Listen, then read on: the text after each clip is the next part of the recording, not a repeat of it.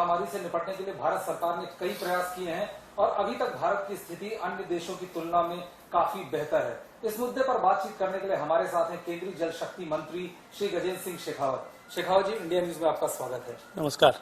सबसे पहला सवाल तो होगा कि भारत सरकार जो जिस तरह के प्रयास कर रही है इस वैश्विक महामारी से निपटने के लिए, और अभी तक जो हमारी मोर्टेलिटी रेट है वो अन्य देशों के मुकाबले काफी कम है, आप किन किन वजहों को मानते हैं कि भारत सरकार अभी तक सफल रही है?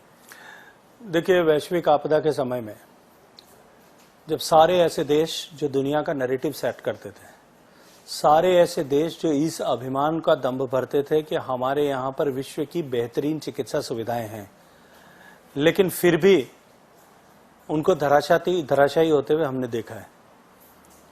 ऐसे में आज यदि हम इस पायदान पर खड़े हैं जिसकी चर्चा आपने की कि विश्व में सबसे कम मोर्टेलिटी रेट हमारी, और अभी भी जनसंख्या के अनुपात में हमारा number of positive patients comparatively बहुत कम है, हमारा ग्राफ जो है वो लगभग जो है फ्लैटन है, और तीसरा हमारा डबलिंग रेट जो है वो बहुत अच्छा है। निश्चित रूप से इसके लिए यदि कोई एक चीज जिम्मेदार है तो वो भारत सरकार और माननीय प्रधानमंत्री जी द्वारा समय पर लिए गए निर्णय जिम्मेदार हैं।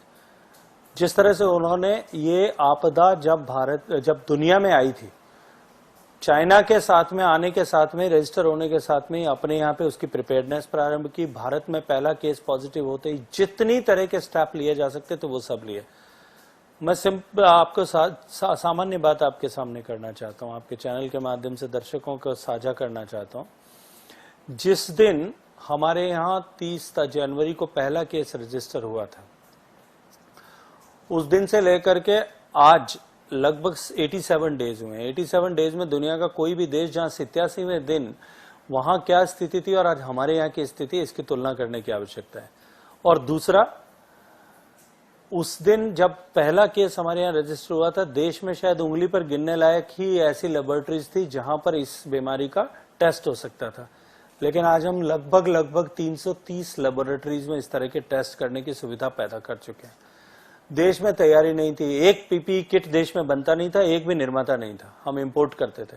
आज 100 से ज्यादा जो है कंपनीज हमारे यहाँ पीपीई किट्स बना रही हैं, 1 लाख से ज्यादा पीपीई किट पर डे हम बना रहे हैं। और मुझे लगता है कि जो पाइपलाइन में जिनके अप्रूवल्स पड़ी हैं वो सब और होंगे तो लगभग 200 तक पहुंच जाएगा ये आंकड़ा, और हम शायद दुनिया में चीन के बाद में सबसे ज्यादा पीपीई किट्स बनाने वाले देश बन जाएंगे। यही हालात जो है 95 मास्क की भी है, यही हालात जो है ट्रिपल लेयर मास्क की भी है, यही हालात वेंटिलेटर्स की भी है आज। और इन सब के साथ साथ में यदि मैं फार्मास्यूटिकल्स के बारे में बात करूं तो मुझे लगता है कि भारत जो है आज दुनिया का धनवंतरी बनकर के उभरा है। हम सारी दुनिया के 55 देशों को, जिसमें अमेरिका जैसे जो है महाशक्तिशाली देश से लेकर के बहुत छोटे छोटे सेशेल्स जैसे छोटे छोटे देश तक सम्मिलित हैं, जिनको हमने जो है दवा दे करके, दवाइयां भेज करके उनका सहयोग किया है। उनका साथ जो है अपनी आवश्यकताओं की पूर्ति करते हुए साथ साथ में दूसरे देशों की भी आवश्यकता पूर्ति करने में हमने कामयाबी पाई है। निश्चित रूप से यही सब कारण है। और इन सब के ऊपर यदि कोई विषय है तो जैसा माननीय प्रधानमंत्री जी ने कल मन की बात में कहा कि भारत की जनता ने जिस तरह से माननीय प्रधानमंत्री जी के आह्वान का समर्थन किया, सहयोग किया, और जिस प्रतिबद्धता के साथ में, इतने बड़े देश में कुछ एक उदाहरणों को मैं छोड़ दूं, बाकी जिस प्रतिबद्धता के साथ में देश की जनता ने प्रधानमंत्री के आह्वान को मान करके और उसको फॉलो किया, उसी के कारण आज हम इस पायदान पर खड़े हो पाए हैं। गरीब जी, आप एक हाई पावर्ड जीवन के मेंबर भी हैं, आप आगे की स्थिति को कैसे देखते हैं? आने वाले समय को आप कैसे देखते हैं? क्या भारत पूरी तरह से, कब तक आप उम्मीद करते हैं इस बीमारी पे काबू पाने? देखिए, पूरी तरह से काबू पाना और इसकी प्रिडिक्शन करना मुझे लगता है कि आज मेडिकल साइंस में भी किसी के हाथ में नहीं है, किसी के वश में नहीं है, क्योंकि वायरस किस तरह से बिहेव करेगा। लेकिन ये तय बात है कि इस वायरस और इसकी विभीषिका अभी बहुत लंबे समय तक बनी रहने वाली है। इसलिए हमको बहुत सारे जो है परमानेंट नेचर के जो है वो बिहेवियरल चेंज हम सबको आपस में करने पड़ेंगे। हमको सोशल डिस्टेंसिंग, और जो माननीय प्रधानमंत्री जी ने कहा बचाव का एक ही मार्ग है 2 गज दूरी, और हमको ये 2 गज दूरी का मंत्र जो है इसको लेकर के चलना पड़ेगा और काम करना पड़ेगा, क्योंकि लाइफ और लाइवलीहुड के बीच में बैलेंस बनाने की जरूरत है। हमेशा के लिए लॉकडाउन नहीं रखे जा सकते, लेकिन हम हमेशा हमेशा के लिए जो है इस तरह के प्रोटोकॉल्स का पालन करके, पर्सनल हाइजीन के प्रोटोकॉल हो, सोशल डिस्टेंसिंग के प्रोटोकॉल हो, फेस कवर करके रखने का विषय हो, ये सब करके और हम निश्चित रूप से अपने आप को बचा सकते हैं, अपने परिवार को बचा सकते हैं, अपने समाज को बचा सकते हैं और यथा अपने देश को बचा सकते हैं। गजेंद्र जी, आपके डिपार्टमेंट में भी जैसे आपने एक प्रोग्राम चालू किया नल से जल, ये प्रोग्राम क्या है और अपने डिपार्टमेंट में आपने किस तरह के प्रोटोकॉल्स एस्टैब्लिश किए इस महामारी से निपटने? देखिए, जहां तक नल से जल का विषय है, पिछले 5 साल में माननीय मोदी जी के कालखंड में माननीय प्रधानमंत्री जी ने देश के प्रत्येक व्यक्ति को बैंक का खाता, प्रत्येक घर में बिजली, प्रत्येक आवासहीन को छत, जिसके सर पे नहीं है उसको छत, गैस का चूल्हा, गैस के माताओं बहनों को, और शौचालय, ऐसी सारी बेसिक एमिनिटीज देकर के सामान्य मानवी के जीवन में परिवर्तन लाने के लिए काम किया। और उसका परिणाम हुआ कि देश के ग्रामीण जन गांव में और गरीब व्यक्ति अपने आप को जो है ऐसा महसूस करने लगा कि कोई उनका खैरख्वाह देश की सरकार में बैठा है। और विशेष रूप से माताओं बहनों के, क्योंकि ये सब घर में छत नहीं हो, घर में शौचालय नहीं हो, घर में गैस का चूल्हा नहीं हो, घर में बिजली नहीं हो, फर्स्ट विक्टिम जो है माँ बहन होती हैं। सबसे ज्यादा जो अगर किसी के जीवन में परिवर्तन आया तो माताओं बहनों के जीवन में परिवर्तन आया। और इन सब के बाद में सबसे महत्वपूर्ण यदि एक बेसिक कम्युनिटी की आवश्यकता थी, वो थी कि पीने का पानी घर तक पहुंचे। आज देश की केवल 18% ग्रामीण आबादी, आजादी के 70 साल के बाद में भी उसके घर में पीने का पानी नल के माध्यम से पहुंचता है। और ऐसे में माननीय प्रधानमंत्री जी ने लाल किले के प्राचीर पर खड़े होकर के कहा कि देश के प्रत्येक घर तक नल से जल पहुंचे। 5 साल में हम मिशन मोड में इसको काम करेंगे। यदि मैं सस्टेनेबल डेवलपमेंट गोल्स की बात करूं यूनाइटेड नेशंस के, SDG 6 ये कहता है कि हर घर में सैनिटेशन होना चाहिए, हर घर में पीने का पानी होना चाहिए। 2030 उन्होंने उसके लिए लक्ष्य रखा है। जब सैनिटेशन फॉर ऑल की माननीय प्रधानमंत्री जी ने स्वच्छता की बात 2014 में लाल किले पर खड़े होकर के कही थी, तब देश दुनिया के 100 करोड़ ओपन डेफिकेटर्स में से 60 करोड़ भारत में थे। भारत के 68% आबादी के घर में शौचालय नहीं था। लेकिन आज हम सम्मान के साथ में कह सकते हैं कि जो 2030 का लक्ष्य रखा था वो हमने 2019 में पूरा किया है। और दुनिया को सस्टेनेबल डेवलपमेंट गोल्स अचीव करने में हमने 60% अकेले कंट्रीब्यूट किया है। ठीक वही स्थिति पीने के पानी की भी है। हम कमिटेड हैं कि 2030 के बजाय 2024 में इस लक्ष्य को प्राप्त करेंगे। ये एक मिशन मोड में होने वाला काम था। निश्चित रूप से कोविड के कारण से, इस महामारी का आपदा के कारण से उसमें कुछ दिक्कतें आई हैं, लेकिन हमने इस लॉकडाउन के दौरान भी स्टेट्स को बार बार विभिन्न स्तरों पर, सचिव के स्तर पर, अधिकारियों के स्तर पर, इंजीनियर्स के स्तर पर और मंत्रियों के स्तर पर बातचीत करके उनसे आग्रह किया कि हम जो डिजाइनिंग का काम है, जो डेवलपमेंट का काम है, जो हम सैंक्शंस का काम है, जो टेबल पर किया जा सकने वाला काम है, वो सारा का सारा काम हम इस दौरान निपटा लें, ताकि आने वाले समय में जैसे ही चीजें ईज आउट होती हैं हम तुरंत जो है इनको इम्प्लीमेंट करने के लिए आगे काम कर सकें। हमने राज्यों को पिछले साल में भी जो है धनराशि देकर के सहयोग किया है। इस बार भी हम कमिटेड हैं और पूरी ताकत के साथ में हम लगे हैं। पोस्ट 21 जब 21 तारीख से लॉकडाउन में रिलैक्सेशन हुआ है, पानी से जुड़े हुए विषयों पर काम करने की अनुमति मिल गई है। ग्रामीण क्षेत्रों में हमने पुनः सरकारों के, राज्य सरकारों से आग्रह किया है, बातचीत की है कि वो शीघ्रता के साथ में काम प्रारंभ करें। कुछ जगहों पर काम प्रारंभ हो भी गया है। शिखा जी, आप राजस्थान से सांसद हैं। राजस्थान के बहुत सारे निवासी सब दूसरे राज्यों में फंसे हुए हैं, आप उनकी मदद कैसे कर रहे हैं? देखिए, जब ये निश्चित ही बहुत कठिन समय है। जो लोग राजस्थान से बाहर फंसे हुए हैं, मैं उनके दुख को समझता हूं, उनके तकलीफ को भी समझता हूं और उनके दर्द को बहुत करीबी से महसूस कर सकता हूं, क्योंकि मेरे परिवार के भी बहुत सारे लोग शायद बाहर होंगे।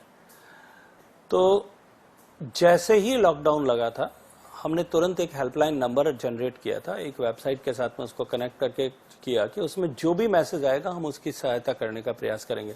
हजारों की संख्या में कॉल्स आई हैं। जहां जिसको जैसी सहायता बन सकी है वैसी मदद करने की कोशिश की है। लेकिन मैं आपके चैनल के माध्यम से दर्शकों से कहूंगा कि जो लोग किसी भी कारण से अभी अपने घर नहीं पहुंच पाए, थोड़ा सा धीरज रखने की आवश्यकता है। और वो धीरज अपने लिए, अपने परिवार के लिए, अपने गांव के लिए और अपने देश के लिए, ये धीरज रखने की आज जो है अपील मैं उनसे करता हूं। उन सब के लिए ये धीरज रखना आवश्यक है और इस धैर्य के साथ ही हम इस लड़ाई से जीत सकेंगे, इस लड़ाई से पार पा सकेंगे। आप जोधपुर से सांसद हैं और राजस्थान के भीलवाड़ा मॉडल की काफी बातचीत होती है। राजस्थान में कोविड-19 से निपटने का कैसा प्रयास चला और राज्य सरकार के प्रयासों को आप कैसे देखते हैं? देखिए, भीलवाड़ा की परिस्थिति थोड़ी अलग थी। वहाँ एक डॉक्टर दंपत्ति जो हैं वो पॉजिटिव हो गए थे, विदेश से ट्रेवल करके आए थे। जब उन्होंने अपने सिम्टम्स महसूस किए, उन्होंने तुरंत अपनी जांच कराई और पॉजिटिव आने के साथ में अपने अस्पताल के और अपने यहाँ जितने पेशेंट्स आए थे उन सबको लिस्ट निकाल करके उन्होंने कॉन्टैक्ट ट्रेसिंग की। इस सब में यदि किसी को मैं धन्यवाद देता हूं तो भीलवाड़ा की जनता को धन्यवाद देना चाहता हूं। उसने जिस प्रतिबद्धता के साथ में, जिस कमिटमेंट के साथ में कर्फ्यू का पालन किया, वहां के लोकल एडमिनिस्ट्रेशन ने जिस तरह से चीजों को संभाला, उसके कारण से भीलवाड़ा एक बार पॉजिटिव से निगेटिव आ गया, भीलवाड़ा ग्रीन जोन में आ गया। लेकिन वही सरकार जो भीलवाड़ा मॉडल की सक्सेस के सेंस ऑफ कॉम्प्लिसेंसी में थी, आत्ममुग्धता के भाव में थी, वही सरकार जयपुर में आकर के फेल हो गई, जोधपुर में आकर के फेल हो गई, जो मुख्यमंत्री जी का गृह जिला है, वहां आकर के फेल हो गई। वहां वो उनको बढ़ते हुए नहीं रोक पाई, न वहां वो कर्फ्यू इंपोज कर पाई ठीक से, न वहां लॉकडाउन ठीक से इंपोज कर पाई। मुझे लगता है कि इन विषयों के ऊपर गंभीरता से राजस्थान सरकार में बैठे हुए लोगों को भी विचार करना चाहिए कि ऐसा क्यों हुआ कि जो सरकार भीलवाड़ा मॉडल में पास हुई थी, वही सरकार जो है वो जयपुर में या जोधपुर में या टोंक में या झुंझुनू में या अजमेर में आकर के क्यों फेल होने को मजबूर हुई। क्या आपको लगता है कि इस मुद्दे पर भी कुछ राज्य और केंद्र के बीच क्या मतलब कोई राजनीतिक तनातनी चल रही है या क्रेडिट लेने की होड़ चल रही है? ऐसा मुझे नहीं लगता कि किसी तरह के क्रेडिट लेने की होड़ मची है। केंद्र सरकार किसी भी तरह का क्रेडिट लेने के लिए काम नहीं कर रही है। माननीय मोदी जी के नेतृत्व में हमेशा ही कोऑपरेटिव फेडरलिज्म के सिद्धांत को साथ लेकर के काम किया गया है। माननीय प्रधानमंत्री जी ने 4 बार मुख्यमंत्रियों के साथ में इस दौरान में अलग अलग विषयों पर अलग अलग बात की है और सामूहिक रूप से और व्यक्तिगत रूप से अनेक बार बात की होगी। हम सब लोग मिलकर के लड़ रहे हैं, लेकिन मुझे ऐसा लगता है कि राज्य की सरकारों में बैठे हुए कुछ लोग शायद जिनको अपनी राजनीति को चमकाने के अवसर के रूप में इसे देख रहे हैं।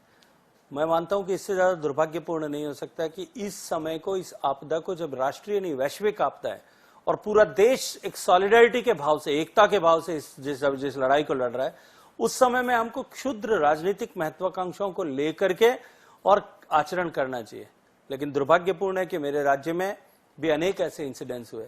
एक विधायक महोदय प्रश्न करते हैं खड़े होकर के, पहली बात तो मजमा एकत्रित करना, जहां धारा 144 लगाओ, लॉकडाउन लगाओ, वहां इस तरह का मजमा एकत्रित करना, राशन बांटने के नाम पर लोगों को बुलाना, तंबू लगाना, मंच सजाना, मंच के ऊपर खड़े होना और फिर भाषण देकर के ये पूछना कि गहलोत अच्छा है या मोदी अच्छा है।